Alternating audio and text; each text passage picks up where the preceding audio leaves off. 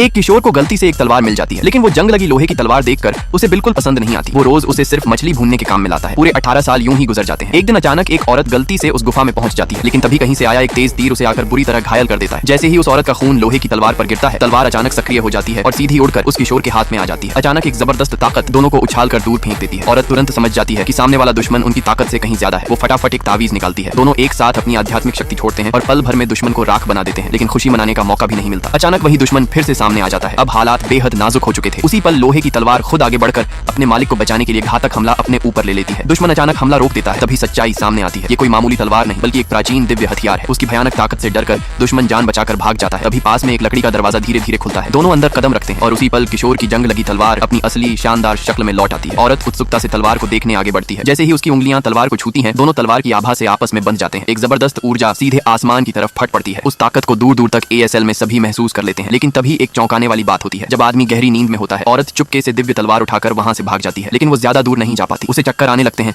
सिर हल्का होने लगता है। अचानक आसमान से कई कातिल नीचे उतरते हैं। उनका एक ही मकसद है, दिव्य तलवार हासिल करना। उसी वक्त आदमी कहीं से प्रकट होता है। वो धनुष उठाकर कातिलों पर तीर चलाता है, लेकिन कातिल भी बेहद ताकतवर होते हैं। वे अनगिनत उड़ती तलवारें बुलाकर उस पर बरसाने लगते हैं। ठीक आखिरी पल में औरत तलवार उसकी तरफ फेंक देती है। तलवार हाथ में आते ही आदमी से भयानक शक्ति फूट पड़ती है। वो तलवार को जोर से जमीन में गाड़ देता है। एक चकाचौंध कर देने वाली रोशनी सीधे आसमान चीरती हुई निकल जाती है। ये देखते ही कातिल भागने की कोशिश करते हैं, लेकिन दिव्य तलवार की भयानक आभा से पल भर में सब के सब मिटा दिए जाते हैं।